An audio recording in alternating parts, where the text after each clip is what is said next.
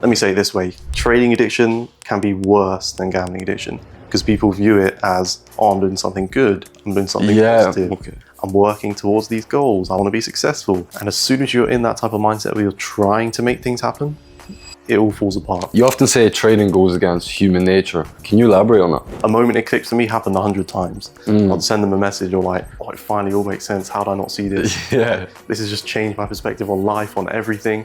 And the next week, oh, it's the same thing and there's something else I figured out. So who you are as a person is your whole life. And so changing your life to match how you want to be in the charts, being completely disciplined in life, doing everything you have to do, that for me was very important. The problem I see with most people's and most strategies out there is that they can't even really develop the edge because it's just opens too much in the first place. It's like, oh, I could do all this, and then all this could be the reasons that it doesn't work, and all this could be the reasons it does work. That fueled the addiction worse and worse. Like, it was very bad. I could just, I'll buy a funded account and I'll blow it in the same day. And then Same day? Yeah, same day. All right, guys, welcome back to the channel. We have something a little bit new today, something you might find interesting. I have a guest here who is in my Discord group. He hit me up and said, shall we get an interview? I'm in Bangkok. And I said, let's go. So welcome to the podcast. If you want to introduce yourself. My name's Frost Effects. I've been in this Discord for about 6 months. Extremely valuable. Honestly, this man here has changed the trajectory of my life. And yeah, that's about it. Cool. Love to hear that. So we'll get into it. It's got some questions and we'll get going. So first question, how did you get into trading? So for me, it was interesting. I was in like a down bad sort of stage where I was just playing games, doing all the rest of it. Like for my generation, COVID was a pretty big thing when we were in school. Absolutely. So we ended up going all into that, full addiction to games, 10 hours a day during COVID. And even when we went back to school, it kind of continued. Oh. So that for me is how I was in the online space to start off with. Eventually I found videos. I think the first video I ever watched was something as simple as just a self-improvement video. Yeah. So I start the gym. People I play online with, they start the gym, and it just slowly builds into that thing where you eventually find business content. And trading specifically for me, this is funny, I was in Hustlers University, of all places, in the stocks campus, and that's how I started trading. Wow. Yeah. That's great. I'm sure it's that's unexpected. Sure, that's how a lot of people started. I can relate to that. Yeah. COVID lockdown, I was playing Warzone every single day for at least maybe like 15 hours, not sleeping at all. But yeah. The no sleep, that's the most common part I see. Like my sleep schedule was probably 2 a.m. average sleep time, if not later. Oh, mine was about like 9 a.m. Yeah, that happened sometimes. Sometimes we wouldn't sleep. Like we were obviously just pretty immature back then. And we'd say, we need to reset our sleep schedule. Let's not sleep, stay up the whole night and reset it the next day.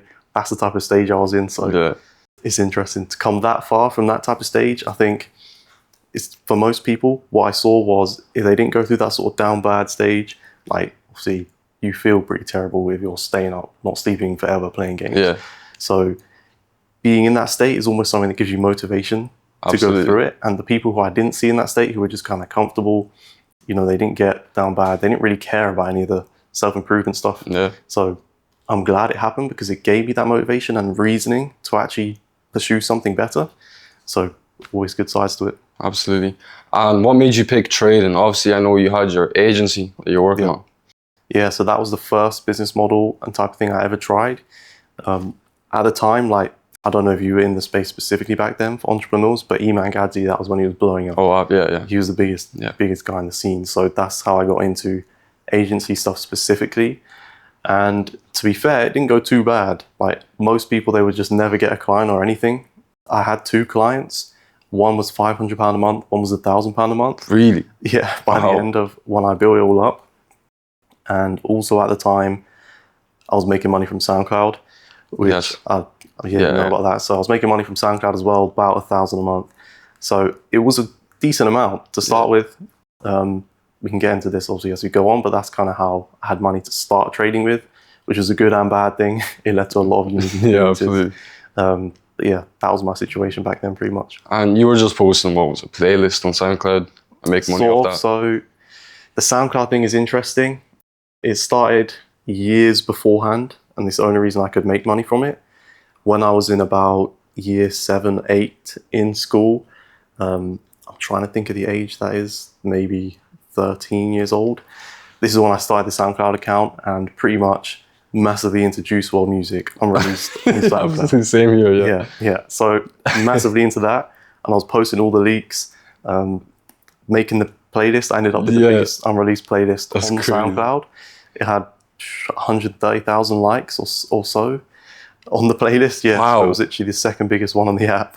Jeez. And I'd do promos on there, and I basically found a method of posting unreleased remixes, putting them on top of the playlist so they get loads of streams and monetizing the track. Oh yeah, I remember that. Yeah, I used to always see those on SoundCloud. Yeah, so that's how it worked. It was interesting because if I wasn't just into the music, like I enjoyed it and I built up the page, I can remember, being like 14 years old in comment sections, spamming like, go and check out my playlist, go and check out my playlist. Like it would reach 1,000 likes. I'll be showing everyone in school, like, oh, this is sick.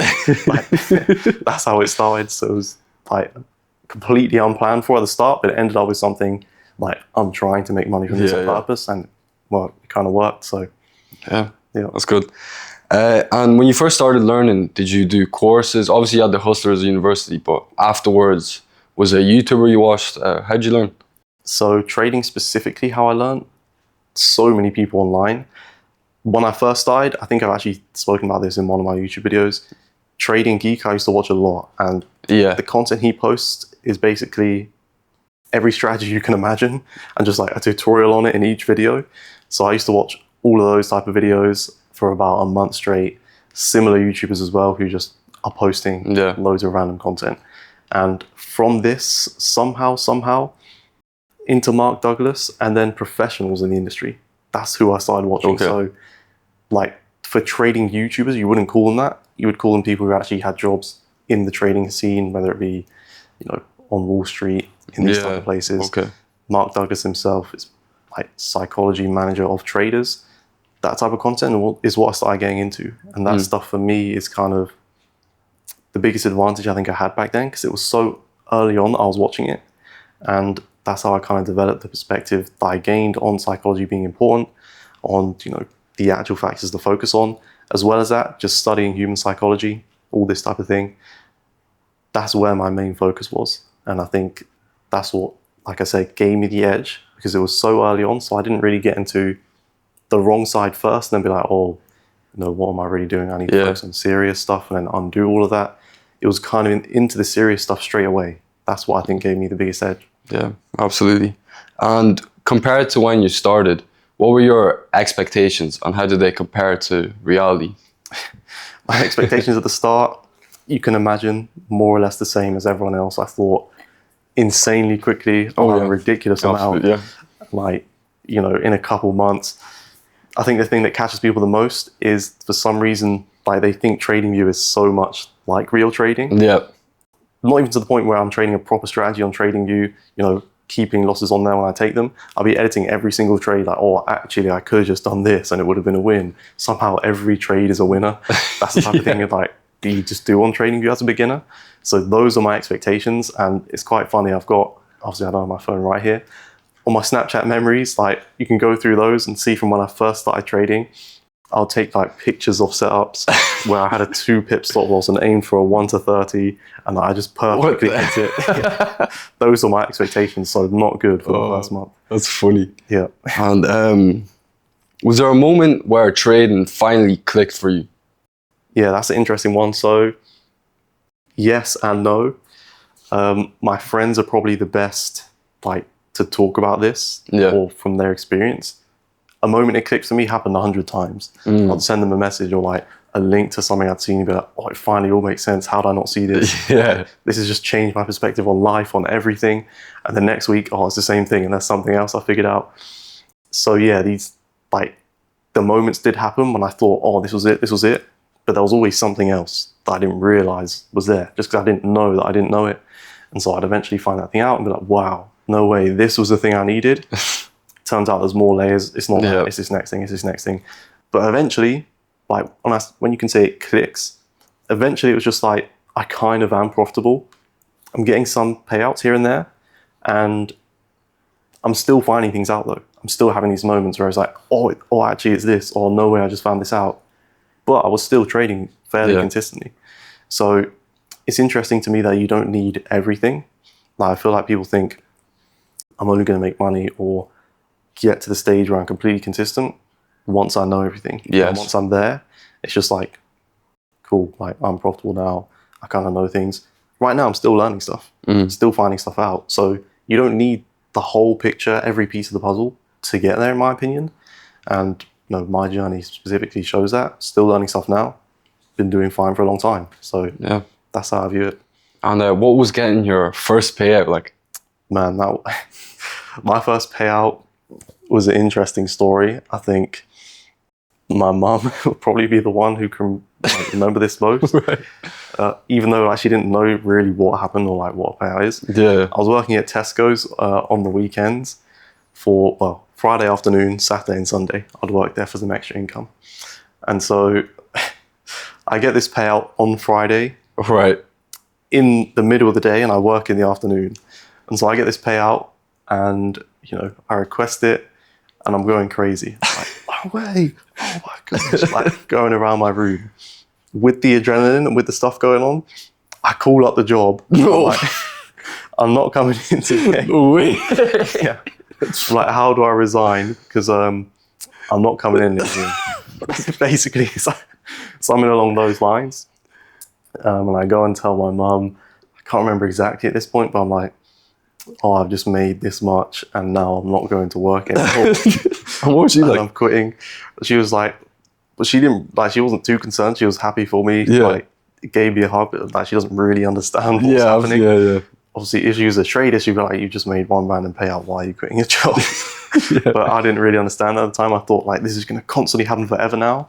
So yeah, that's the story of how it happened. That's crazy. That's funny. And try your whole training journey. What do you think is the biggest challenge you face and how did you overcome it? Yeah, so there's many different things. The biggest one for me was simply the over trading, over leveraging, and the soft prop firm account addiction. I call it an addiction because that's what it is mostly. People don't view trading as gambling because they think it's like, let me say it this way, trading addiction can be worse than gambling addiction because people view it as, oh, I'm doing something good, I'm doing something positive, okay. I'm working towards these goals, I want to be successful.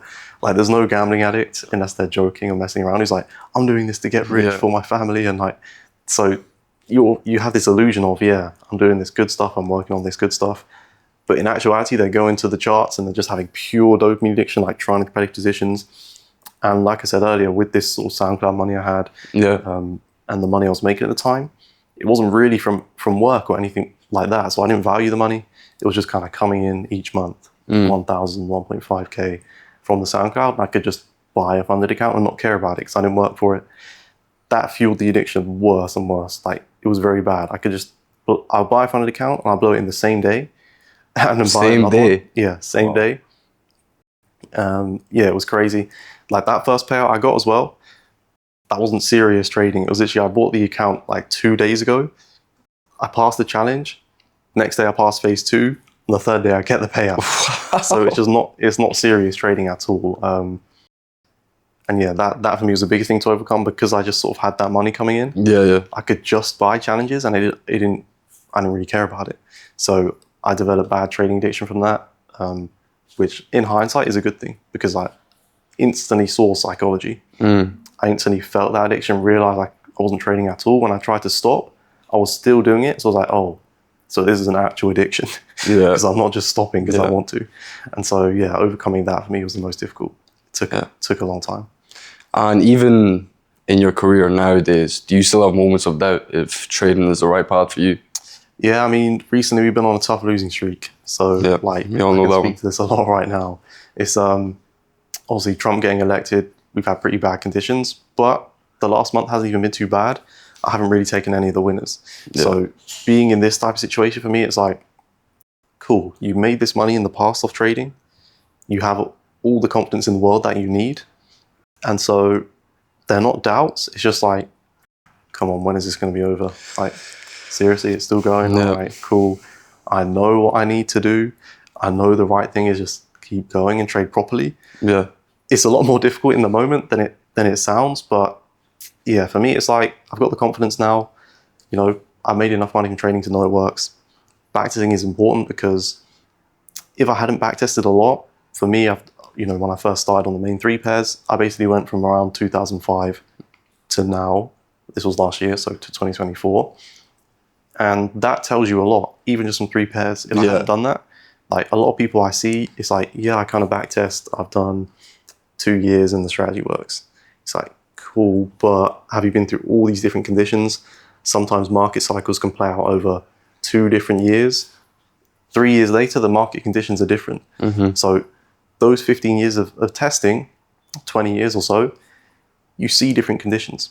For me, I saw different 3 months where completely nothing happened. 15 trade lost streak randomly, like when including the different pairs together.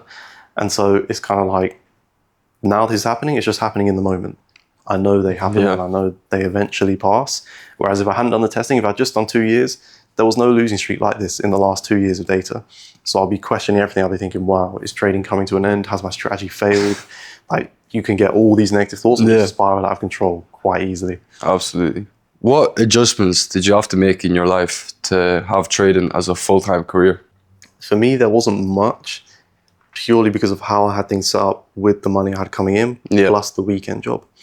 So for me to change my actual schedule and routine, obviously I'm very grateful to my parents for this because they allowed me to sort of pursue this. Obviously I left sixth form to kind of do entrepreneurial stuff full time. At first it was the agency, but I ended up with trading. So I had a situation where I was just, I had the free time at home all during the week that I wanted to use. I could build up my schedule how I wanted to build it up. And so because of this, it wasn't too much of an adjustment in terms of just routine and schedule going into things. In terms of mindset and just like how you live, there's a lot of things in life that have to change. For me, like I was already doing them, so it wasn't really an adjustment. I feel like for people who weren't doing them, such as how consistent you actually have to be in your day-to-day life and how much you have to focus on your life outside the charts, because that stuff is who you are as a person. You can't just be a different person in the markets, be completely disciplined and, be on a high level enough to be a professional trader, full-time trader. And then you just go into the rest of your life and you're like, yeah, whatever, just mess around, go out, just like not be disciplined. You can't do that.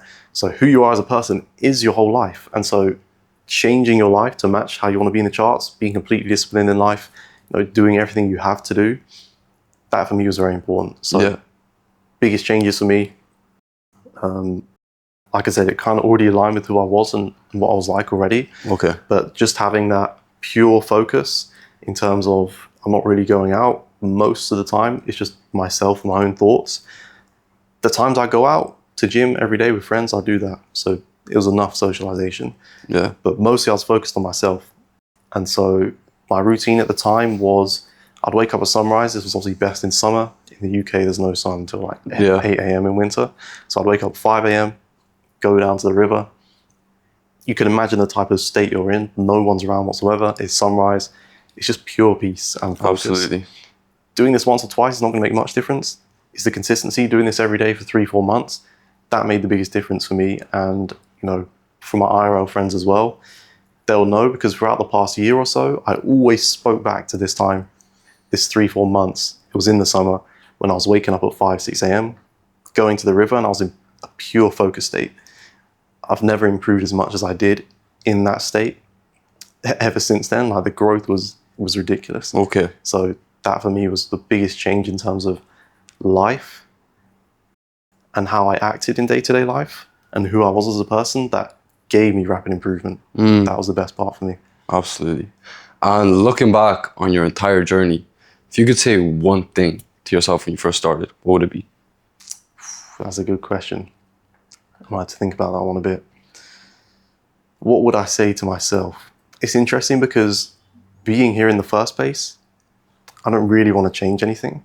So kind of how things played out, it worked. Absolutely, yeah. So what would I say to myself? Honestly, I'll just say stay focused and trust the process.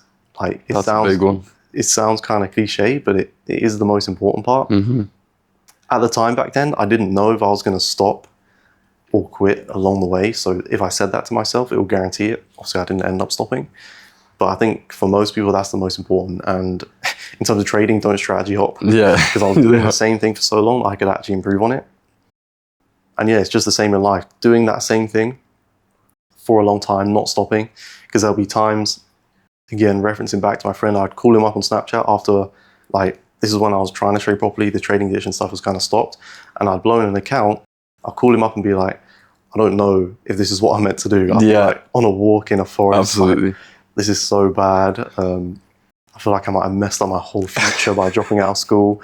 And it's kind of like, that's like an outlet to say it to friends and stuff, but to family who've kind of let me drop out, do this stuff. You know, I'll be in my room like, oh, you can't, yeah. And then I just go downstairs like, oh, yeah, everything's fine. That for me, so sticking through that was the most important. Obviously, I ended up doing it anyway, but telling myself to stick through those and that it would work, you know, for anyone watching this, that's the most important part, I'd say. That's quite inspiring, I have to say. Yeah. And looking back on your entire journey as well, what are you most proud of? I would say, what am I most proud of? Becoming a different person, I think. Becoming a different person, because who I was back then is, you know, being how lost I sort of was. Yeah. Transitioning to this stage now, it's like, obviously at the start of my journey, that's kind of what I would have wanted and envisioned. But actually getting to that stage is a long way away. And obviously I'm still not the person I want to be now. There's still loads of growth to still happen. But simply becoming a new person as much as I did, that for me is probably the thing I'm most proud of. Because, you know, if I was to go and have a conversation with my old self, like, two completely different Absolutely, yeah. completely different I can relate. So obviously you created your own strategy, liquidity, supply and demand. What inspired you to create your own strategy? Yeah, it wasn't really like an I'm going to create my own strategy moment. Yeah. It wasn't like, I don't want to trade other people's strategy. I was trading 5-minute supply and demand, like just normal supply and demand. Mm-hmm. That's the strategy like I kind of purposely started trading the most, because before that it wasn't really strategies. It was just kind of like support and resistance. Just take a trade when you feel like it, sort of thing. Which was kind of the same with the 5-minute normal supply and demand. The trader on YouTube who trades the most is Doyle Exchange. I don't know if you know him, yeah. And so that's the type of trading I was doing at the time. And slowly, after doing it for a while, this kind of ties into not strategy hopping as well. I traded his strategy for a while without changing, even though it wasn't working. Slowly, I just started to realize, cool, these zones win more often than the others. What's the difference between them? Finding the liquidity part. And I think there's actually an interesting part on an old stream I uploaded. It might be on unlisted, so it might not be public, I can't remember. But I was trading live on the 5-minute, just normal trading. And I was like, yeah, I like to take these type of zones a lot more where there's just a high in front of the zone, and I put the line on. Right. And you can see me kind of in the stream, like accidentally creating a strategy. In the moment, sort of figuring it out, which is pretty cool. I'll have to unlist this stream if it's... Oh, you saw that? Yeah, and you can kind of see the idea behind it and the moment it starts, which is quite cool to even have on stream. And I'm like putting on the famous line of liquidity in front of the zone. And that's slowly how it started. And obviously I've said this a lot in the past, like back then it was very basic. So it was simply just any type of zone, close out the zone with a high at any distance, like just random sort of things, entering at random times, like when the trade almost always loses, doing all this type of stuff. So it started off very basic, but that's how I kind of slowly found out. I'm like, cool, these zones are more often. Okay, this, go through the testing. Oh wow, now there's all this stuff. And it's not even like I knew at the time, you need to have specific rules so you can actually only enter on certain zones and not have like everything as a possibility to you as a trader. So I didn't even know that at the time, but I kind of slowly started to realize if you do stuff specifically and you add in these rules that kind of narrow down a lot of things, you're only taking certain trades, you can start to develop your edge. Okay. Like the problem I see with most people's and most strategies out there is that they can't even really develop their edge because it's just opens too much in the first place. It's like, oh, I could do all this, and then all this could be the reasons that it doesn't work, and all this could be the reasons it does work. And there's just way too much stuff. So I kind of started narrowing things down, adding in the rules. And it's like, one thing I'll say that's interesting about the journey is a lot of things you hear from people you don't understand until you actually experience it. I would be hearing a lot of stuff from like the professional sort of traders and stuff I was watching. I'll be hearing stuff like, yeah, you need to be very refined and have rules and trade from specific things only. Yeah. And I'd be like, yeah, that's cool. Just support and resistance is where I trade from, like at the time. Then I started to actually understand this. I'd be like, oh, when they said this is what they meant. Only spiffy zones, or only at this time, or only from this area, only when structure looks like this. That's how I narrowed it down, and I started to understand a lot of things about it, create the strategy. And like I said, over time it built up massively with optimizations and things coming in. It still is now, still evolving to try and maneuver through different conditions, get the best of all worlds, whether it's just pure winning markets, which is what it was at the time when I made it, to trying to adjust it when things aren't working so well, which is what we're doing right now. So Yeah. a strategy for me is not fixed. It'll develop over time, still make adjustments in 10 years. Absolutely. I completely agree with the part where you don't know what you're looking for until you experience it. Yeah. I remember when I was learning your strategy, Yeah. it must have been about 3 months till I actually traded. I was studying every YouTube video, every webinar, every market review. And I went straight to the charts and it just flopped. Like there was nothing, everything that I learned came out the window. Like Yeah, I had to relearn every single thing. Yeah, it's completely different. Like most people, this is like truly I say, most people really don't understand the difference between live trading and trading view. Yeah. And it's like, we can call it a fallacy. Is there fallacy in trading? I don't really know. We can call it a fallacy, a trading fallacy. Let's make up a name for it right now. A backtesting fallacy. That's the new term.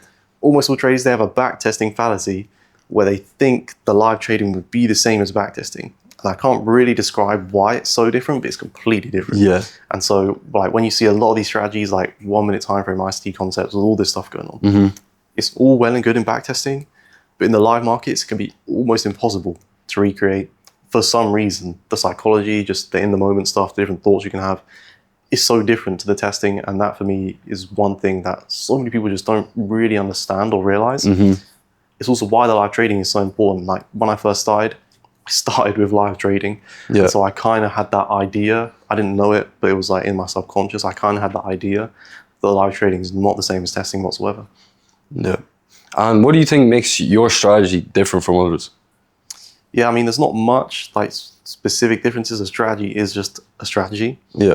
Like I said, in terms of just ones on YouTube, if they're not really possible in live markets, do I consider them a strategy? Not really. Yeah. So I would just say it is a strategy as opposed to something that just doesn't work. But yeah, I think it's good because you could actually know exactly what you're doing. Like in this time of losing trades, the trades are all trades. They're not like, oh, is it losing? Like, why is it losing? There's so much different stuff for the reason. Yeah. It's just kind of like, they're the same trades as winning trades, but the markets just aren't great. So you know what you're doing. You're taking the same trades all the time because there's specific rules. It's clear. And obviously the concepts, they go hand in hand, right? You want to trade off zones, whether it be up or down, above recent highs because they're further away. The further it goes, the better it is to then go in the other direction, as long as you're still in trend.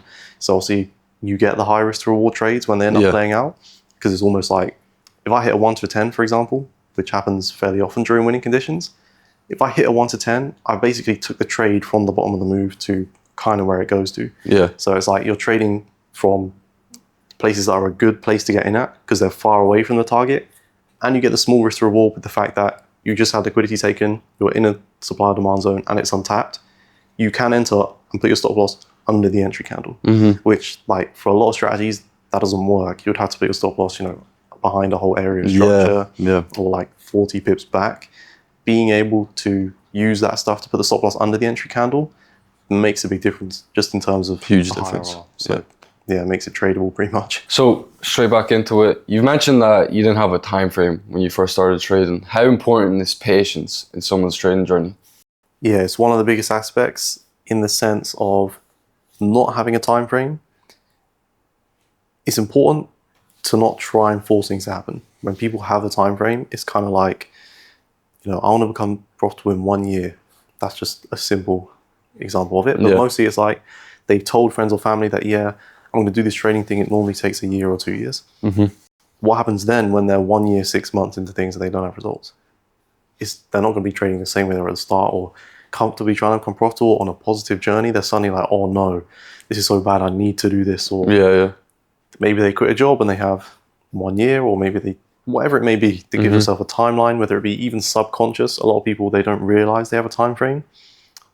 But this will play out if they subconsciously have a 1 year time frame and they're 10 months into things. They're going to be trading now like, oh no, I need to do this, or trying to pass things, trying to do things desperately. And as soon as you're in that type of mindset where you're trying to make things happen, it all falls apart, because the markets, they don't care about your situation, your time frame. Absolutely. That has no effect. It's not going to move the price action. Right? We know that. And so you can't make things happen quicker than they're supposed to. All you can do is trade a strategy properly, and then the markets play out the way they do and give you the results that they give you, whether that be 30% in 4 months, whether it be 100% in 3 months, right? That's not really realistic, but whether it be something like that, that's not me doing it really. It's not me saying, yeah, I'm going to make 30% in 3 months. It's kind of just the market's giving it to me and I'm trading the strategy properly. So you can't give yourself a time frame and try and make things happen, because it's about the markets. As long as you're trading a strategy properly, that's all you need to do and all you need to get down with good psychology, which also changes with time, because the more kind of capital you scale up to, the more you're trading on, it always changes your psychology in a way. You can start to think about things differently the more nerves you have, whatever it may be. So not giving yourself a time limit, finding out if you have a subconscious time limit, and just completely removing that, letting things happen when they're going to happen, understanding that you can't change things. All you can change is yourself doing stuff consistently. And as soon as you understand that, things will happen a lot smoother anyways, because you're not doing things frantically. You're not trying to do things for other people or for whatever idealistic time frame you set in your mind. Okay. And you became profitable in 8 months, which is relatively quick. What is a common misconception that unprofitable traders have about profitability that you see often? So, like, for me, becoming profitable in 8 months is, I was trading properly then. My results weren't great. I would have a payout. Maybe I'd lose that account.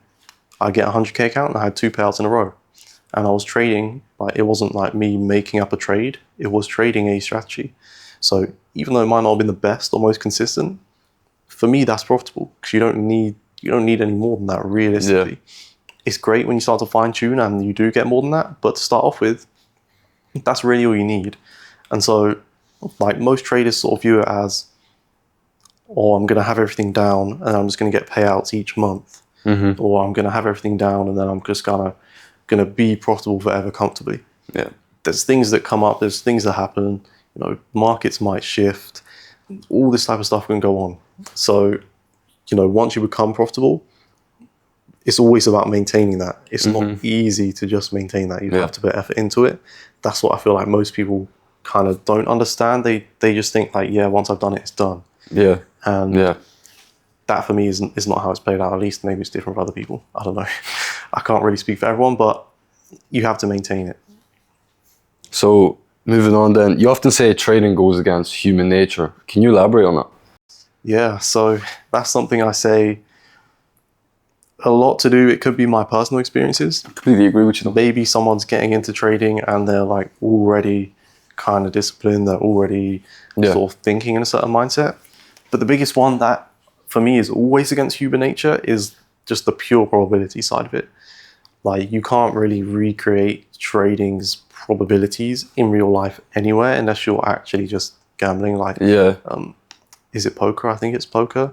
Where, like the players, like if they come from poker, they're kind of good at trading, or never heard of that one, but I don't know. It's something about that. People watching will know. Like, when they come from this kind of gambling industry, or like, I think it is poker, they understand trading in a sense because they know it's just about probabilities kind of over time. And it's like they have that in their subconscious because they've seen it play out, like the word for it, many hands play out, and eventually this kind of sequence, like the casino always wins type of sequence. They understand that even if the casino loses 2 million in one day, it's going to eventually make 5 million back and they'll be in profit. So the understanding of probabilities is never in your subconscious. It's never in human nature because everything you do is certainties. I always give random examples. If I kick this glass over right now, it falls on the floor and water goes everywhere. Right? Every action I take does something, but every action you take in the markets doesn't do something. You enter on the fact that this zone is going to win and hit TP over here, but then it just doesn't happen. So now what? It's kind of like, why did you do that? The brain will be thinking, why have I just done that, right? it knows, your subconscious knows your goal is to make money, is to win trades and be profitable, and you've done an action and it's lost. Yeah. So it's like a barrier in your brain that kind of doesn't accept the fact you're doing things that can have bad outcomes, but it's correct long term. Yeah. So Yeah. that's the part, like when I say it goes against human nature, that's mostly what I'm focusing on.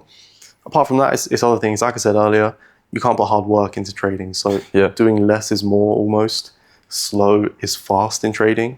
Just doing things that's a big slow one. and properly will get you there faster. Yeah. Than doing a lot, trying to work hard, putting loads into it. So yeah, that's when I say it goes against human nature, I kind of just mean like the ways people think by default, maybe not really, they don't even really realize, because it works in everyday life. That's what it's designed for. So those things in the markets, you almost have to unwire and do backwards in a sense. That's what I mean by that. Okay, that's good. And what was the moment that made you stop over leveraging and revenge trading? I can't say for sure. It might have just got to a point where I was too fed up with it and I just kind of had to stop. For the most part, it would happen gradually. So I think I'd stopped, and then 2 weeks later it might happen. Definitely, yeah, that happens to me as well. So like, how do I know I stopped now? I could do it next week, right? Have I stopped then?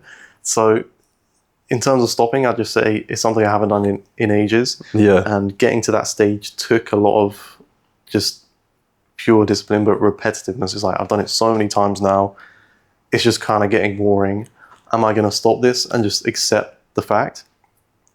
I made it my biggest goal. I wasn't even trying to become profitable. I was trying to just stop over trading in a sense. Yeah, yeah. Like, I'd have the notes on my trading view chart, or I'd have a bit of paper on my wall. Yeah, like, don't overtrade, or like, stop doing this. That's good though. Yeah, there was a couple of things like that. I'd say, like, when it's my biggest focus, I'm really trying to stop this one thing. I'd just make notes on it, have that on my trading view chart, have that on my wall. So I'm constantly seeing it, because then it's like, a lot of people kind of go into the charts randomly. Oh yeah, I'm just going to try and trade and be profitable. If they have this big problem of overtrading, over leveraging, really they should be trying to stop that instead. So they should be going to the markets like, just don't overtrade. Okay. Just don't over leverage, because as soon as you stop that, that's stopped, and other things can start to take place, as opposed to trying to be profitable, do all this stuff, like they're trying to get payouts while they're still over leveraging. Like I was coming to the markets thinking, oh, I'm finally going to be profitable from today onwards. Then get payouts and be profitable. But it's like, no, because I need to fix this over leverage thing first. This is the most important thing that I'm doing every day, every other day. So focus on this. I made notes on it. I'd stick it on my screen, on my monitor. I had a little, in my second trading setup, this was when I moved. We didn't really used to live in our own house, sort of. We moved into our own house. And I had like a bit of paper just like hanging down as a slanted wall. So I could stick it on the wall and it would hang down. So that was very nice. I'd always see it right there, and it would sort of be my biggest current goal or focus. And so every time I'm at the charts, it's right there, and I know that's my goal and focus. That for me is what slowly started to change it. Okay, that's good. That's very valuable. Yeah. And when you find yourself not being consistent, what is the best way for you to bounce back? So do you mean in terms of like your own trading or everyday life? Everyday life. Okay, so everyday life, there would be a lot of cycles we go through, and I just call them self-sabotage. Yes. So you can be consistent, but why do you suddenly stop? Or why do you suddenly fall off? Self-sabotage. And to stop self-sabotage, to get over it, you have to change who you are as a person in your mind. Right? Self-sabotage comes from the fact that you're sort of being someone who your brain thinks you're not. And so it messes you up to try and put it back to where it's comfortable, where it sees itself.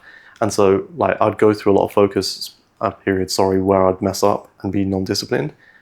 Back then when I was trying to change a lot, because from who I was, like with no discipline whatsoever, couldn't work, messed up life, whatever, to doing this stuff, trying to be disciplined, suddenly I'm going to gym every day, you know, you're feeling a lot different, a lot more positive. The brain subconsciously might not see itself as that. It doesn't see itself as a profitable trader doing all this stuff, and so it's uncomfortable. A self-sabotage resets you. It might not just be one thing, but slowly falling off is self-sabotage. Yes. And so, like, you put yourself back into sort of an old state, how you used to be. That's what it felt like, at least for me, when I was in, like, one of these periods where I was just doing all this stuff, and now I'm not. Now I've fallen off. It's like, what am I doing? Okay. So to build back up, it's kind of understanding that is self-sabotage. That's putting you there.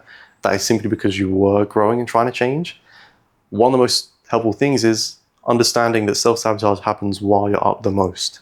But that's not when you're going to be thinking about it. Absolutely. So it kind of comes in when you don't expect it. Like, I'm doing amazingly well, and suddenly last week, you know, like you're talking to a friend saying, I've messed up my whole life.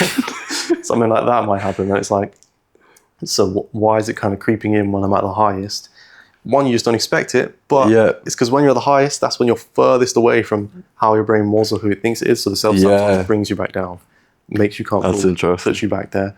And then it's simply just up to you to slowly build back up. There's not really anything you can do. You can't just snap straight back into it, from my experience at least. So it's understanding that self-sabotage happens when you're all the way up here. And so when you're up here, be thinking about it and understand that's when it will happen. Because how I kind of cut off that cycle was understanding when it took place and when it came into life, because then I started thinking about it. Okay, and just another topic. What is the best step-by-step process to bridging the gap between your backtest results and your live results? Yeah, so there's no specific steps that I've come up with personally. Mostly it's just sort of understanding things will play out how they play out. So the biggest difference when I was kind of first bridging that gap was I would take a lot of winning trades in live markets that I didn't take as a win. Like, I just didn't take the win even though it was a winning trade. In backtesting, it's simple because I enter on this candle and then it goes to TP or stop loss. So the first one is just simply holding the trades. In backtesting, I wasn't looking at all the markets, playing it out very slowly, candle by candle, with emotions, thinking when I'm halfway to TP, oh no, it's reacting off this opposite zone, it's probably going to go down, and then closing. Right? You would just put on the position and then play it out. Oh, it was a win, so this is my results. And then in live markets, you don't just put it on and let it play out. You're kind of sitting there like, oh, it's reacting in this zone, or it's going to go against me now because of this. So I kind of went through all my backtesting, all the wins that I kept them on the chart, so they're just there for me to look at. And then looking at this, sort of how I would look at it in live markets, so almost backwards. Most people probably think about going from trading view to live markets. For me, it was almost backwards. How would I look at this in live markets as my current self? Oh, wait, actually, this win that just on my trading view mind, or looking at it now, which is the instant TP. In backtesting, I mean, in live markets, it was actually this super difficult trade that reacted 3 times off zones that would go against me, where I was nervous, where I was thinking about closing it, where I saw this opposing confluence suddenly.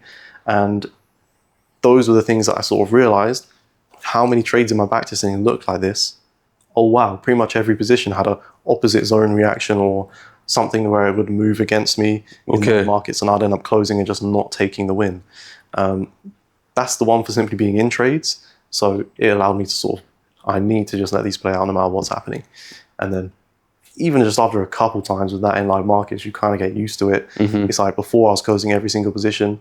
Now I've just held a win all the way to a 1 to 5, and it reacted. It was a demand zone, and it reacted against supply zones and had big retracements on the way, but it still hit it. Even just doing a couple of those, you kind of get to a stage where you can hold most positions. Obviously, this can change based on the scenario.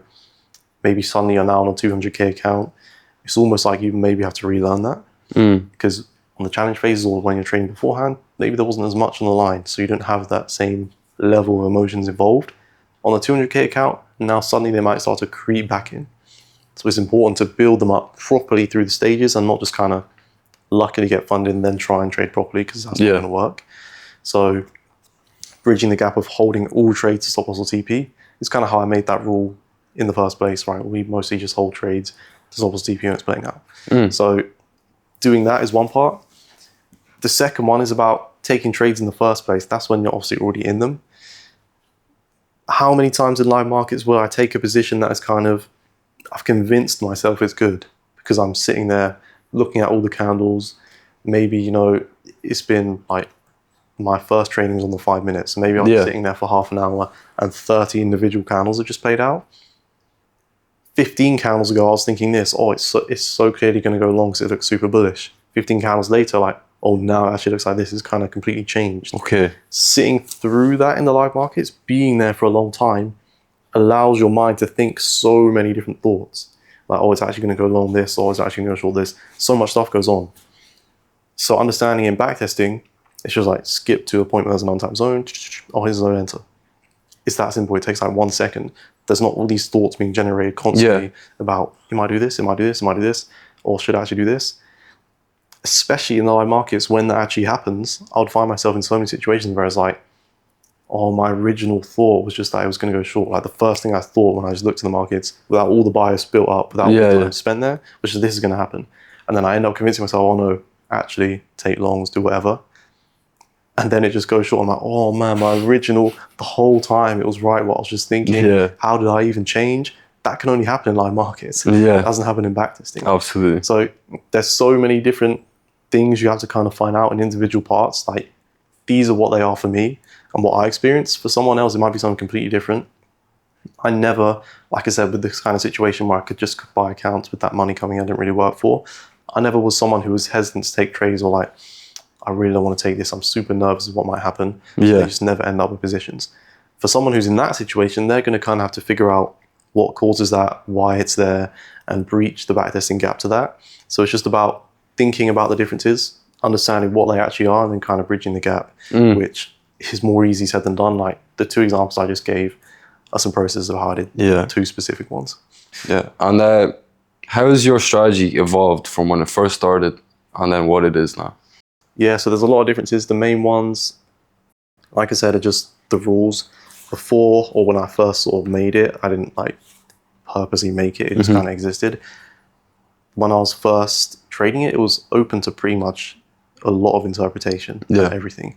So it could be like, this is a zone because, you know, prices reacted. Like they didn't have to be untapped, for example. This is a zone because prices kind of moved from this area and it's moved from here before. Simply just defining what a zone is, saying they have to be untapped. Things like that have added in the actual conferences that have evolved over time. Things like, oh, this is liquidity because it just kind of is. It's taken out these areas.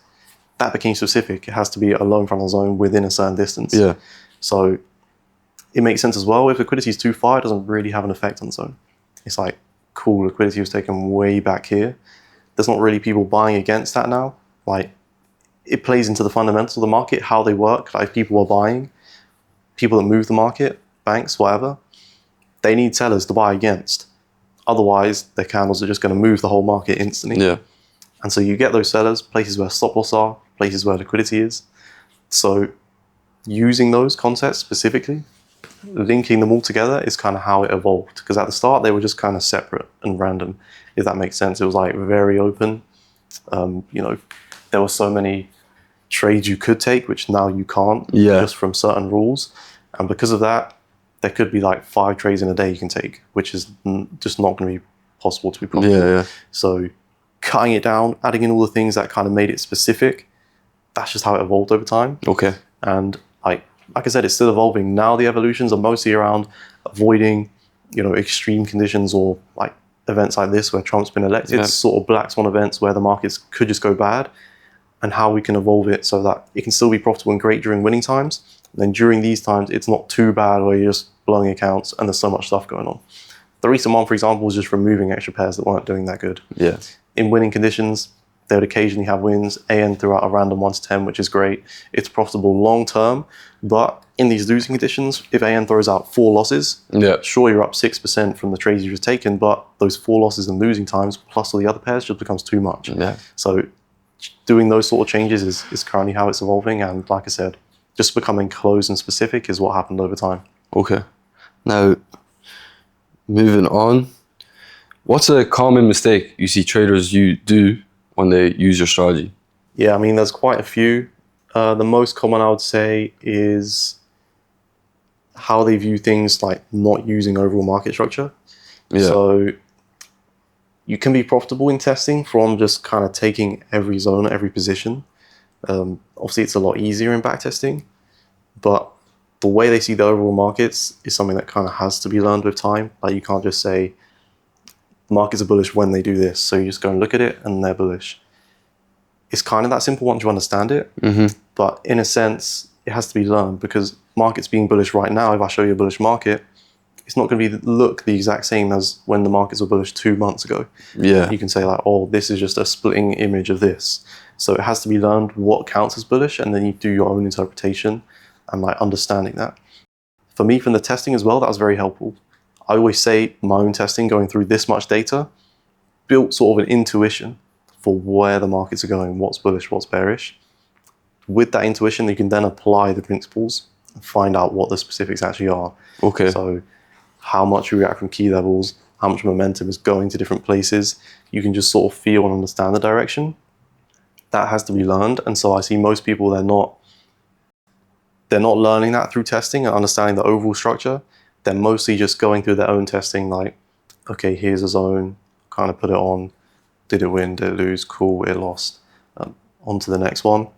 They're not going through enough data and seeing the bigger picture. So what I used to do is when I had a trade, like you're kind of zoomed in to see the zone and everything, put on the trade, then zoom out and look at everything else, the overall picture, see how the markets actually look at the time of the trade, and then see if it wins or loses.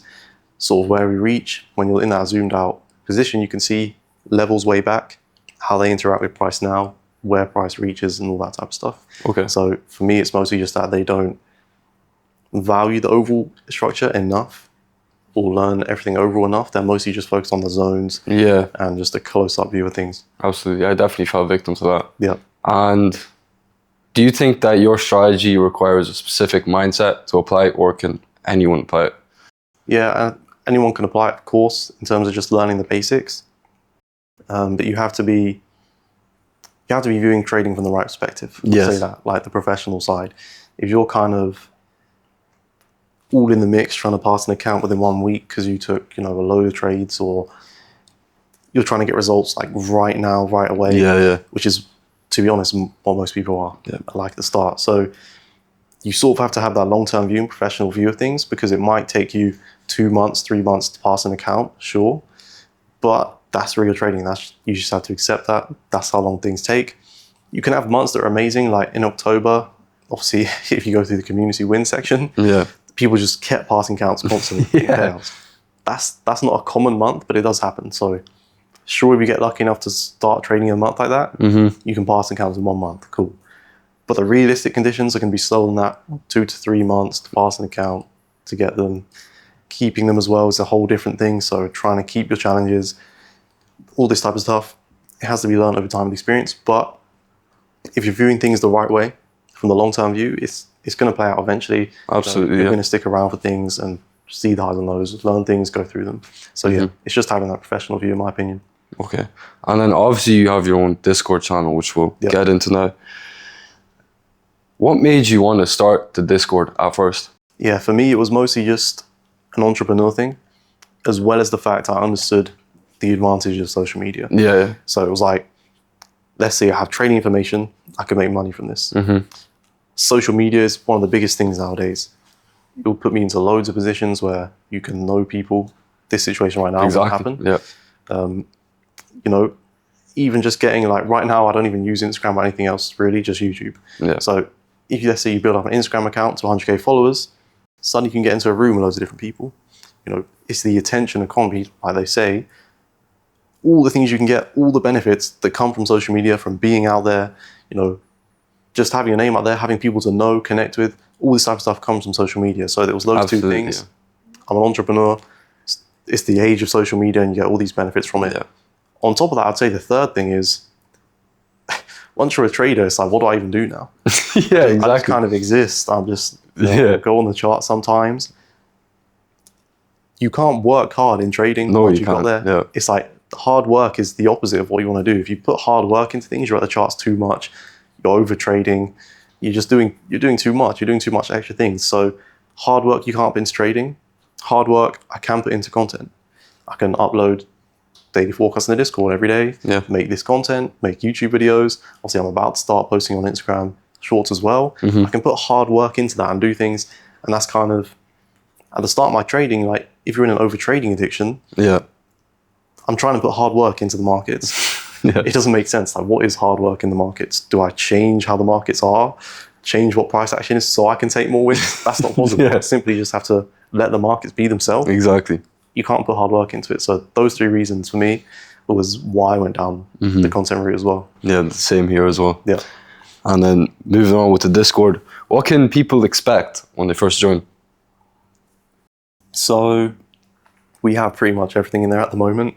The most helpful things are the webinars, I'd say. Just because of how much I go into psychology topics there. The market reviews, of course, and just the in general daily forecasts, all that type of thing. That's just where I'm doing technical related content pretty much. So what I'm looking at for the day, how I'm analyzing things. You've got random streams of me doing back tests. You've got pretty much everything you could need. So it's got all the psychology information. My goal is just to put everything in there. Yeah, so, more than enough.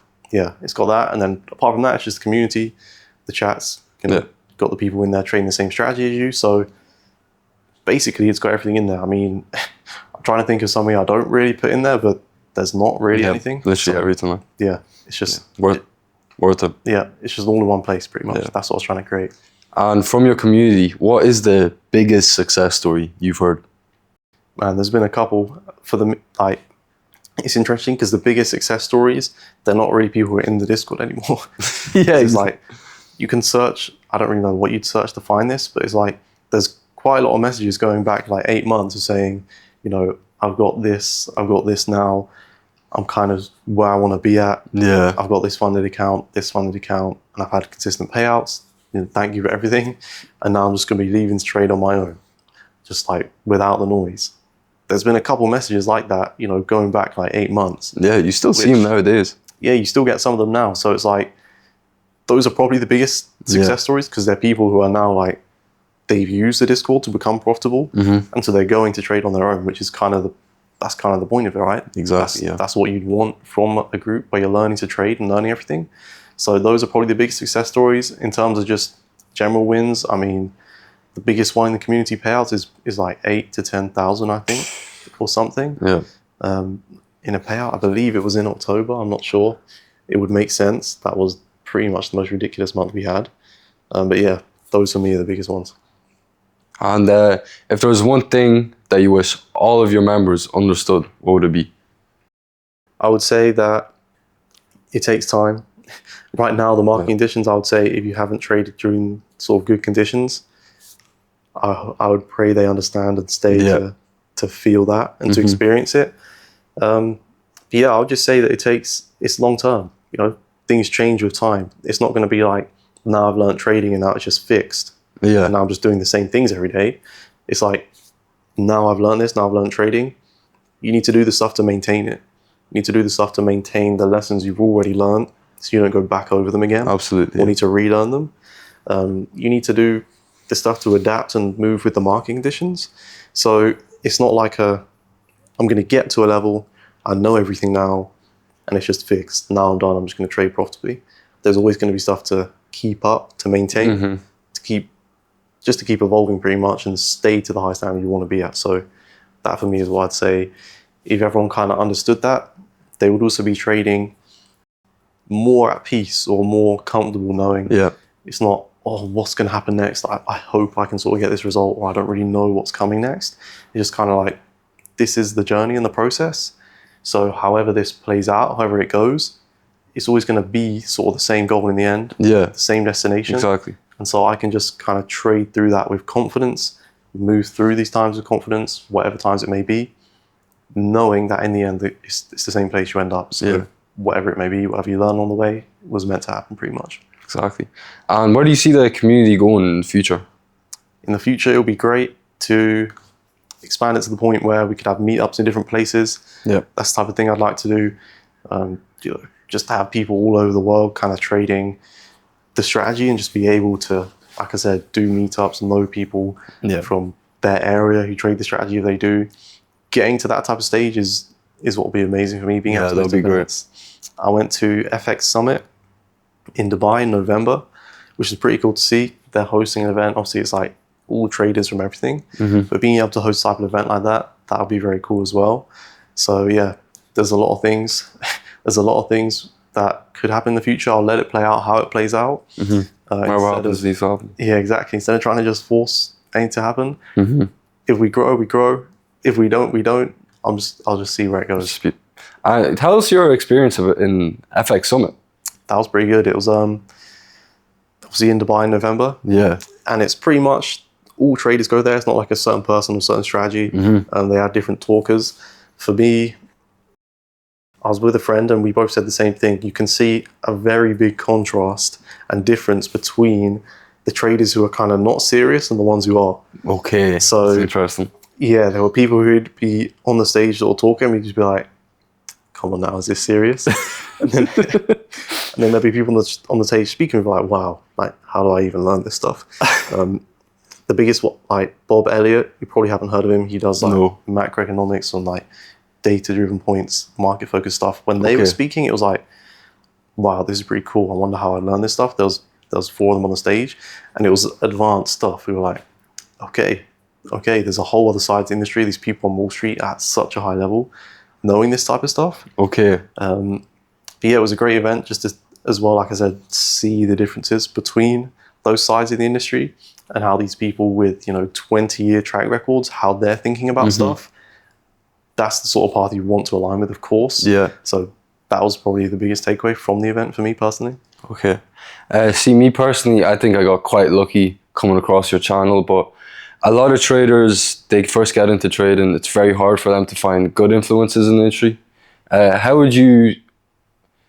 What way would you tell someone to look for good influences and avoid the bad ones? Yeah, it would just say it comes from an understanding of what is correct in trading, which is interesting because you can't really get that without just hearing it. Yeah.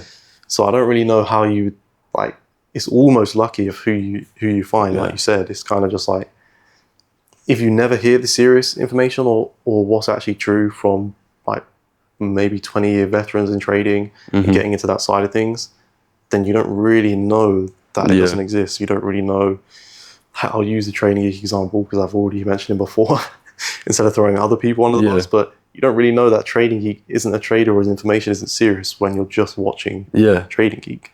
So it is kind of sort of luck whether you find the right side or not. Once you do, it's a night and day difference, right? Yeah, absolutely. So it's like, yeah, so I don't really know if I can say a specific way for that. If they just directly go to people who have been trading for 20 years, people who are like in the real trading side, like Mark Douglas is the most popular example, someone like that. Yeah. Then they'll hear the right things, and then cool, they want to see a trader who applies it to modern day, like my style of trading, price action, that type of stuff. When that kind of aligns, you're like, okay, so this is serious trading on this side of the industry, and you can kind of see that. So if I had to recommend something, I would say just go to like those 20, 30-year veterans, whoever they may be, like there's loads of them. You can just search up like professional Wall Street trader or Wall Street psychology analysis, and you're just going to find people in that type of space. So that's what I'd say. What would you think is the red flags of a trader that you should not listen to? Because there's quite a few now. There's so many. I don't really think I could cover them all. The main things, like 1 minute time frame. That's a big one. Yeah, Straight 1 away. minute time frame. ICT concepts. Yep. Like people will say, "Oh, your strategy is actually ICT concepts." Every strategy is ICT concepts because the concept was to find everything that exists and say it's mine. So I get credited for it. Like that'll be like me going and learning every single trading concept in existence and then making videos on absolutely all of them and saying they're RD concepts. Well, now everything's RD concepts. Yeah, and just making up your own names for everything. So like 1 minute time frame is a big one. ICT concepts is an easy one, unfortunately. But mostly, like if they're portraying trading as unrealistic, that's the biggest red flag. Quick results, like nothing really happens quickly. So if someone's talking about quick results, that for me again is just kind of red flag. Yeah, it's not really realistic. So you can see what these all are. Like there's loads you could get into, but from the professional side to the other side, you can kind of see what red flags are and just what's not really true, pretty much. Okay. Now for one of the last questions, you say that trading only takes up like 5%, 10% of your day. What does the other 90% look like, especially out here, these new surroundings in Bangkok? Yeah, the other 9% for me, it's changed with time, but I think what someone could say about me, if you were to ask, is that I do everything. Yeah. So I have loads of hobbies. Like I've gone through loads of different things where I'm doing this for 3 months, trying to master this, now I'm doing this, now I'm doing this. So it's just like, trading for me is good because it's kind of a consistent thing that's always there. And then in terms of life, I'm doing loads of other things. So I mean, right down there on the floor, you probably can't see on the camera. There's two darts mats. You can Oh, is that what it is? Yeah, that's what they are. Okay. So I played darts for like 5-6 months and got really into that. Right. Completely random things. Out here, obviously, I'm training Muay Thai for about a month, but now I'm so into that. Yeah. And I'm watching Muay Thai on YouTube when I'm eating. Yeah. So I just get very into things and do loads of different things. And then, yeah, picking up hobbies for loads of things, anything you can imagine. Like a couple of months ago, it was quantum physics. Quantum physics is so interesting. It's incredible.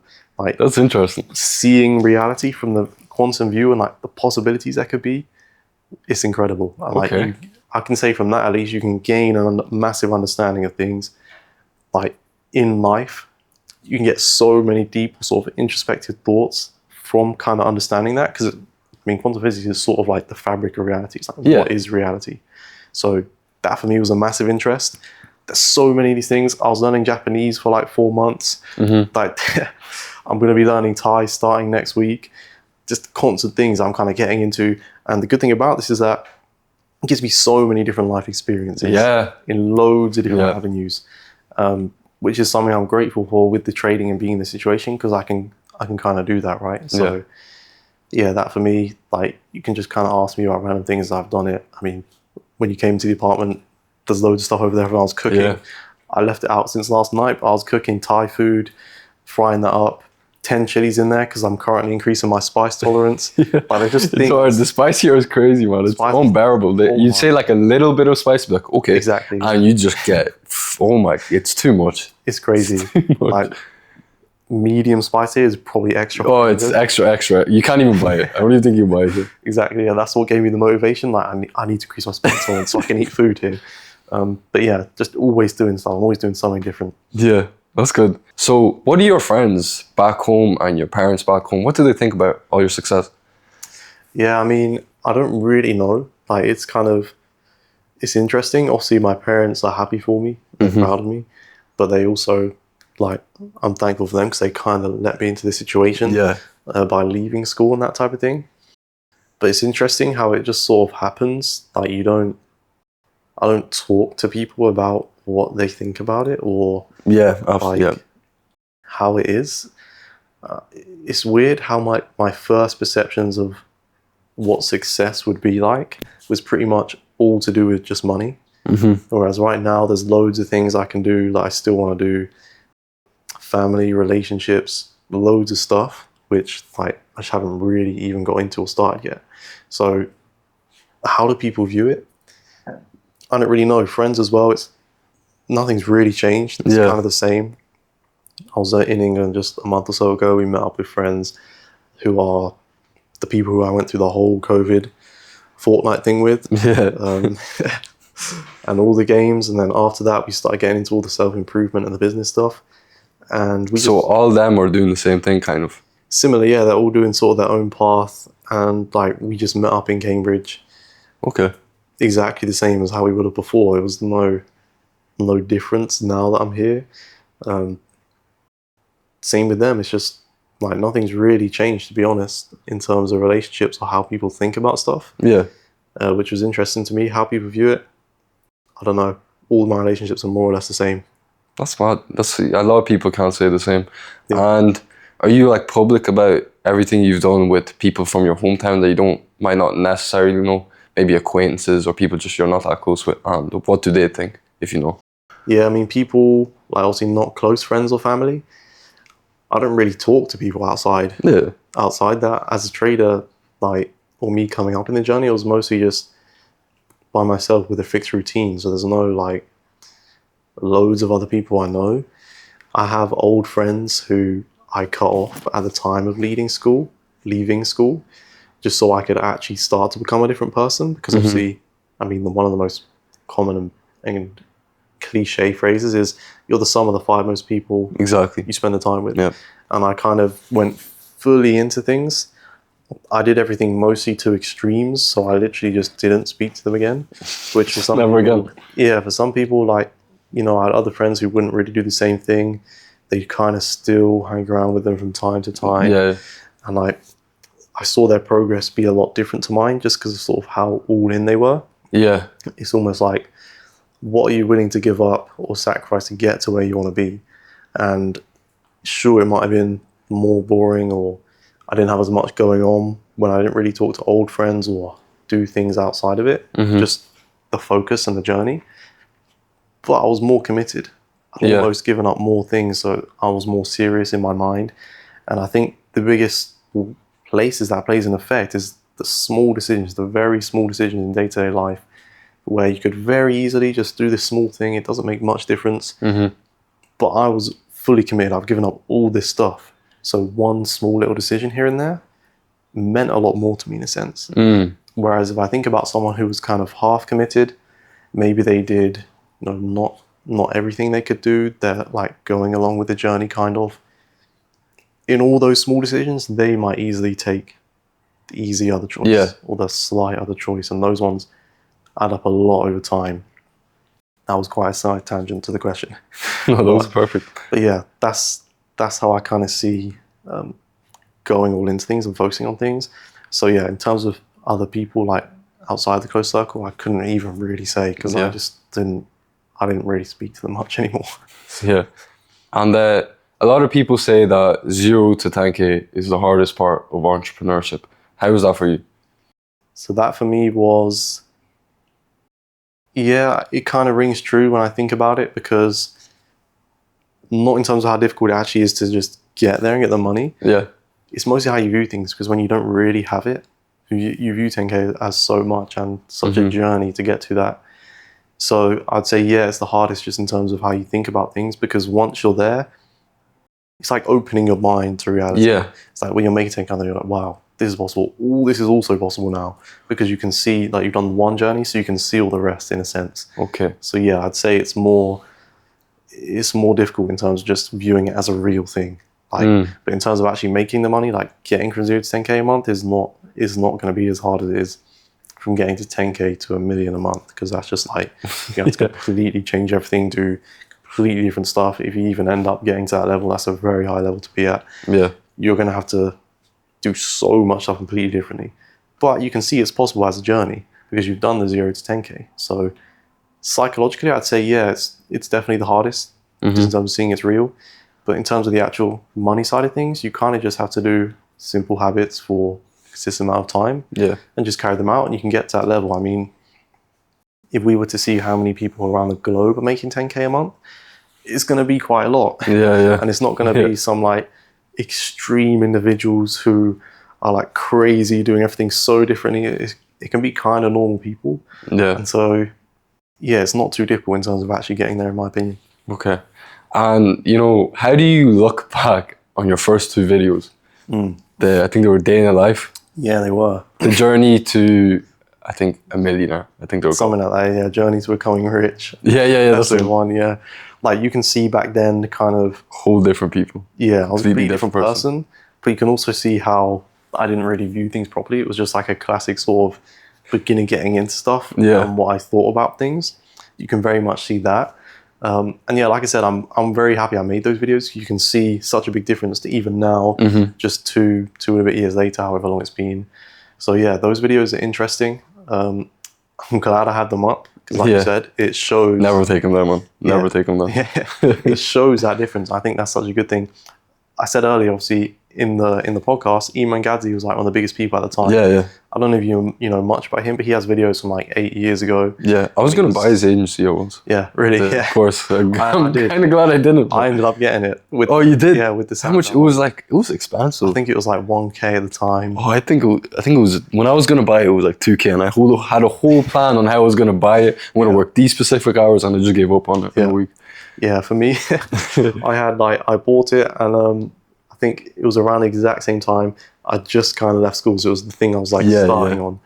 And I can remember we went on a family holiday, which we don't really go like abroad. We would go every few years, let's say. And we went to Turkey, and I was like, I'd watch the live calls for an hour, or like I'd be doing work on that while we were there in the afternoons or something. What did your parents think of that? They actually helped me to buy it initially, because of when I was just kind of doing things. So I spent like 600 and borrowed like 400 that I'd give back next month.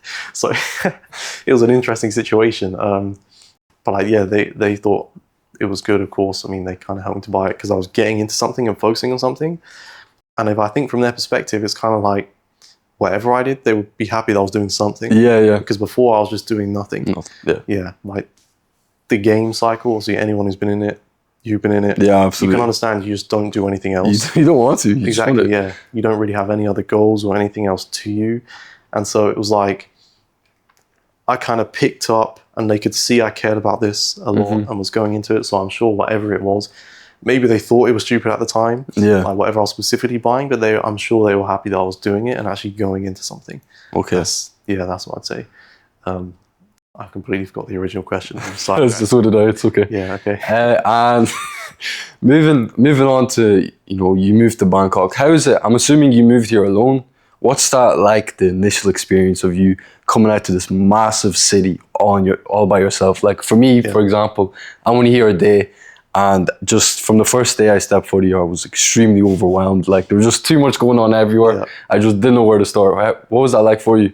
Yeah, it's interesting. When I first came here, it was last year when I was living in Malaysia. Oh yeah, so you did go to Bangkok. Yeah, okay. Yeah. Obviously they're bordering countries, so it took like a 1 hour flight, whatever. Yeah. And we could just come straight here. So I came here last year initially, and I was looking at apartments and stuff. The plan initially was I was going to move straight here from Malaysia. I ended up going back to England, and I stayed there for a long time, like much longer than I expected. Okay. So the initial plan was like, cool, if I go back to England, I'll go back for a couple months, see family and come out. And so when I came here the first time, it wasn't in this area. Like this is very central. Yeah. It was in a bit less of a busy area, but I liked it out there. It was in a nice condo where they had pretty much all the facilities close by. Yeah. This time it was kind of different. I hadn't actually been to this area apart from when I took a quick train journey up here beforehand. So like when I got here, everything was new. I didn't even really know that park. Like I knew there was a park on Google Maps. Yeah. I didn't know anything about it. I don't think you've been through there, have you yet? Not yet. I'm actually going to go after this. Yeah. So it's ridiculous. It's like a modern utopian, like very well kept. I couldn't imagine it. I just thought like a field with some trees. Okay. It's ridiculous. If you walk around it, you'll see each corner kind of looks different to the rest. Right. Lakes going through the middle, like skywalks, just the way the paths are set up, I can't describe it. It's so cool. Oh, I'll be excited to go down, because the only time I've seen it is from your video. It was, what's it called? Benja Kitty Park. I think that's how you say it. But yeah, that was new. Going out and just finding all the stuff around the area, where the shops are, where I'll eat food most often, where I'll buy my food, I didn't know. There was like an organic farm that does fresh delivery of all that stuff. Raw milk, which I didn't have in England, that's pretty cool. Yeah. All that stuff, just going out, finding stuff out, which, for me, it kind of aligns with me doing random stuff all the time. Yeah. And new stuff. So it was cool to just go out, see everything. I mean, I'm just looking out there. You've got train station right there, so you can pretty much go anywhere instantly. Right next to you. Yeah, it's like a couple minute walk.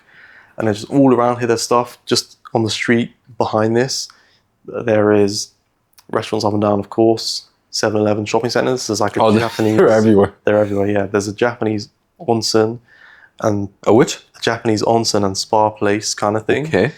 Which I didn't know was there. That's so cool. They've got the whole like vibe of your Japanese place. Of, like you walk through, you've got nature all around. Go in there, and you've got that type of setting. That's a 30-second walk behind me. Okay. So like, there's everything here. Yeah, there's so much stuff here. You can do everything. It was interesting for me to just find all that stuff out. Yeah. The difference is, I think in the first couple of days I was here, I was taking a taxi to go to IKEA because I needed to buy stuff to cook with. And we're stopping at the traffic lights, which how they work here is they'll stop for like 2 minutes, let everything through, and then you'll go for a couple of minutes. Okay. And we stop there and a guy just starts like cleaning the window for the taxi while we're stopped at the light. And he just gives them a couple coins, we go off. There's just so much new stuff. You don't get that in the UK. Exactly. Or at all, like nothing close to it. It's like a whole different world. Like I'm still struggling with the process. I've been in Thailand for 7 days. Impossible. Yeah, it's crazy. So everything is new, which to me makes it fun and interesting. Absolutely. Whereas in the UK, it's kind of like I'm just living in a bit of a loop and I know everything. Yeah. So breaking out of that loop, coming into a place where there's just infinite possibilities, there's so much stuff going on. That's definitely one thing I've enjoyed about this the most. Yeah. And what would you say to people watching this, the importance of changing your surroundings? Yeah, massive, massive. It was one of the biggest things for me, thinking about the start and kind of following whatever it may be, success principles that I just learned online. Yeah. Before I moved to Malaysia or I'd gone anywhere, I went to Dubai by myself a week after I turned 18. So a week after I could fly by myself. Okay. And All right. So cameras just cut off. I have no idea what we're talking about, but I'll move on to a topic. What was school like for you? school for me was very interesting. So how can I describe how my school was?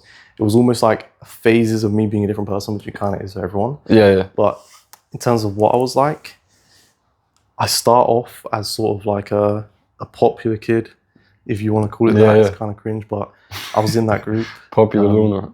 Yeah, just doing everything, like messing around constantly. I was fairly badly behaved, to be honest. Yeah. And yeah, just like I was an extrovert back then. Yeah. And like the reason I say this is because it's kind of important for how I shifted. As soon as trying to get into that gaming addiction type of person, it took a couple years.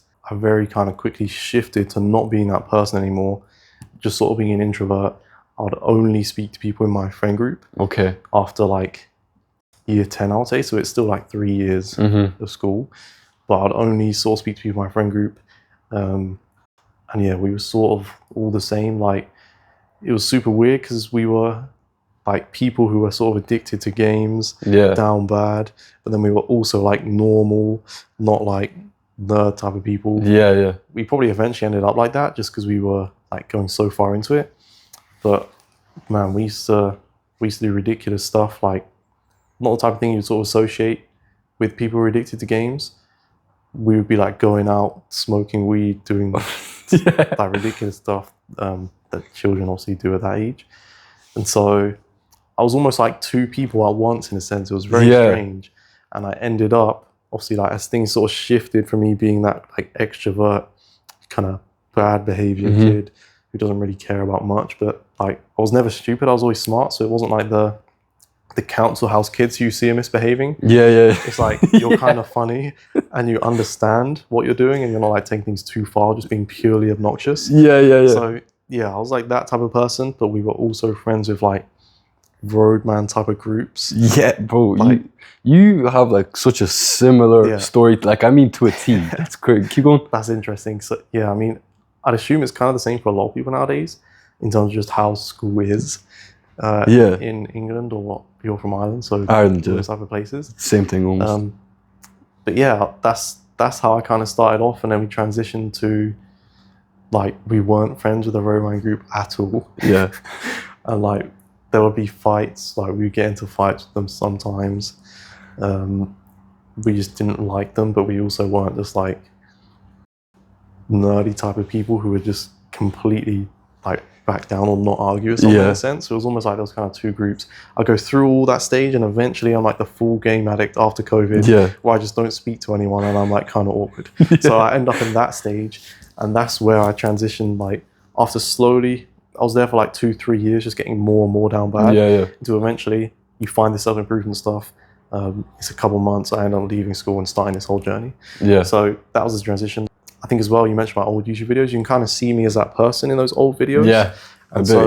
Like that shows it. Obviously, those videos are when I'd already started self-improvement and gym and stuff like that.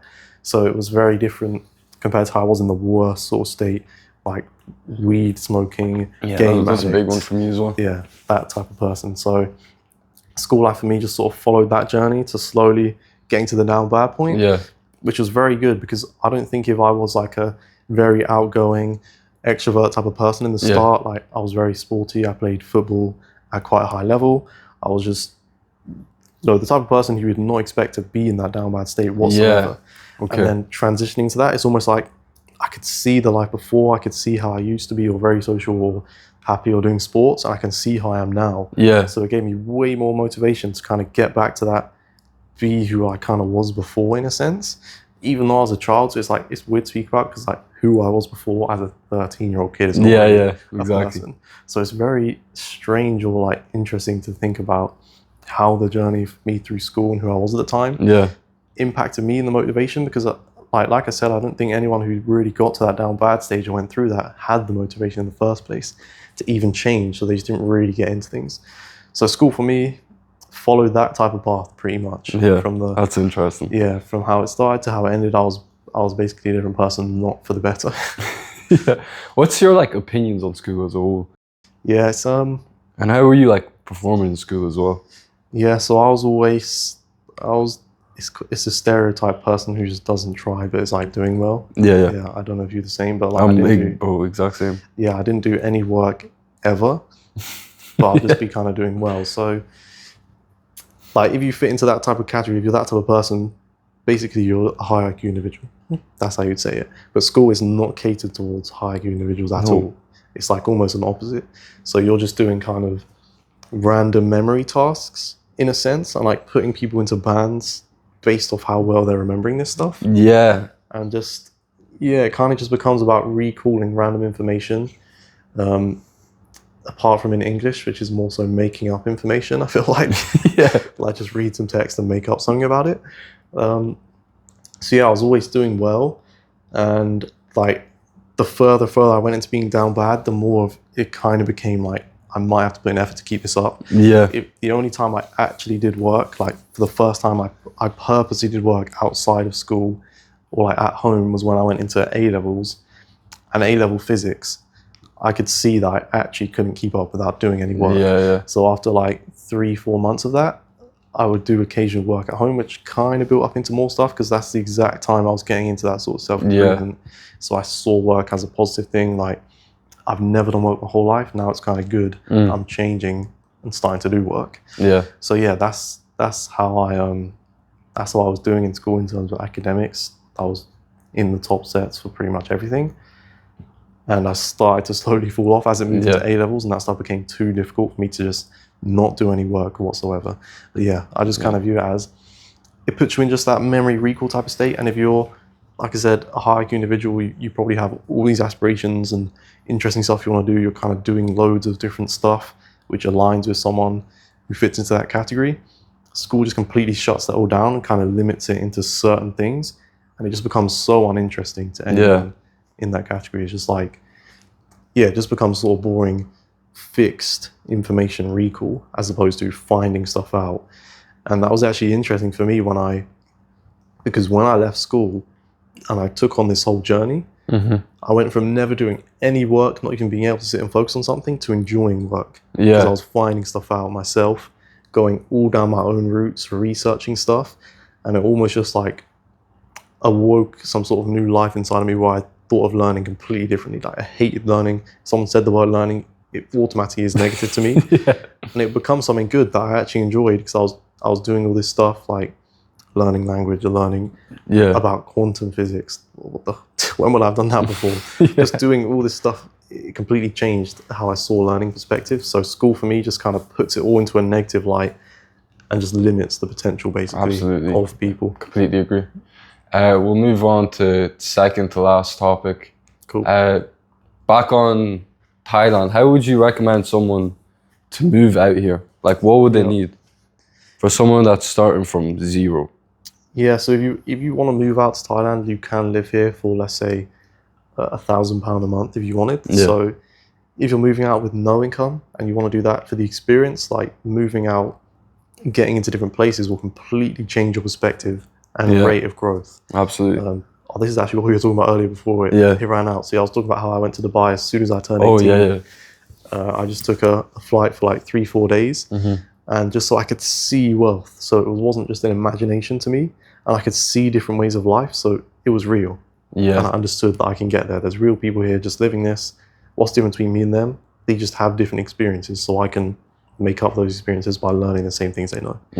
So I would go to different places, right? If you want to move out here, you can do it for £1,000 a month if you really want. Build up savings from a job if you're not making any money. And you can move out here 6 months to a year and just completely get that different experience, which will shape how you think. So I'd recommend doing that if you want to, go for 6 months to a year, because that's enough to be powerful and to be a big change. If you're already making money, of course, then you can move out, just find a good place to rent. Facebook Marketplace is really the best for Thailand. Find a good place to rent, in whatever area you like and just move out there. It's very simple. See, I really agree with how places like this change your whole perspective on life and change your motivation. Like for the 4 days that I first landed here, my whole mindset towards my goals and how I look at my life just changed completely. Yeah. And every day I just learn something new, and I'm ready to go back home and just be definitely in a bigger state of focus now. Yeah, it makes a big difference as well. In the UK, I'm assuming it's the same as Ireland. It's kind of like, it feels like a low frequency place almost. It's just like, it's draining in a sense. So draining. Yeah, in the summer I enjoyed waking up early with the sunrise. It's okay, like. Yeah, it's a good atmosphere when there's just kind of no one around at sunrise. Yeah. It is very peaceful. And the UK sort of nature and environment, I mean, I could just go down to a river. Yeah. It was a nice place. So that part of it I like. Infrastructure, obviously they're going to have good gyms that you can go to. That's something very simple, just simply because it is obviously built up with infrastructure. So the mindset and just of being in England and in that grey sort of place can make it a lot more difficult. Absolutely. In terms of motivation. The people you're kind of around there, like there's not going to be many people with the same goals or who are doing the same thing. Oh. I was lucky enough to, have those same friends who thought the same way. Yeah. So that for me was good, but if you don't have that, especially moving out here will make a big difference. And there's just endless opportunities of whatever you could think of or want to do. All that stuff will happen here. It's just like an alive place. That's the way I can describe it. Alive is definitely right. And for the final question of the interview, what is next for Ardy? What's next? At the moment, I'm continuing on the same trajectory. Yeah. So I'm doing the same things, seeing any opportunities that might arise. I don't specifically know what it will be, but whatever that is, I'll just be tackling it the same way I've been doing everything else. Absolutely. Moving through it, letting it happen, how it happens, instead of trying to force things. My overall goals are to keep growing. Yeah. Keep growing, eventually start a family, because I view family as very important. So, yeah, eventually, like I said, being in that type of situation where I can have all the things I kind of want, which family, relationships, location, and bringing them all together, as well as being the person who I want to be. So, like, there's no exact final product, but I'll still be changing with time. Absolutely. Whatever that may be, it will happen. Like I said, I view it sort of the same as trading. I'll continue on the same trajectory. The situations that arise, the things that might happen, they'll happen when they take place. There's no time frame for things. We do more or less have unlimited time from this age in our life. Exactly. So that's obviously a great positive to starting at this age and being in this type of situation at this age. I feel like, at least from what I see, most people won't really have the same mindset or situation until way later in life if they want to. Definitely, 100%. So it's a big advantage for me. I don't need to know like exactly what I'm doing, exactly where I'm going, because I'm at this age right now. Yeah, so, that's one thing that I kind of struggle on, because I feel like now I must know how to do everything. I must do this properly, I must do this right. But a big shift happened in my life and I just accepted everything for how it is. Accepted that nothing I do is going to be perfect, and that was 6 months ago. My life has definitely changed in a massive way. 100%. Yeah, it makes the biggest difference. Like, not trying to force things, because then at this age, I feel like you don't really know everything. You don't know exactly what you want to be, exactly what to do. You don't know. It's like you're figuring stuff out as a journey. So if you ever shut yourself off from that learner's mindset at this age, like you're not going to do anything or be anyone, because we have to learn everything. So always having that learner's mindset and letting things happen, like you said, that for me is kind of how I'm viewing life at the moment. So yeah, I'll be interested even in myself to see what I say to these questions in 5 or 10 years, because I actually don't know. I actually don't know what I'll do or what my situation will be or how I'll view things. So that's the answer to that one. That's it. I think that's a good note to end off the interview on. Definitely. Thank you very much. Yeah, I appreciate you for coming here for the interview. Absolutely. I think it's been a good conversation. And yeah, that was good. That was it. Cool. That went great. That was amazing, yeah.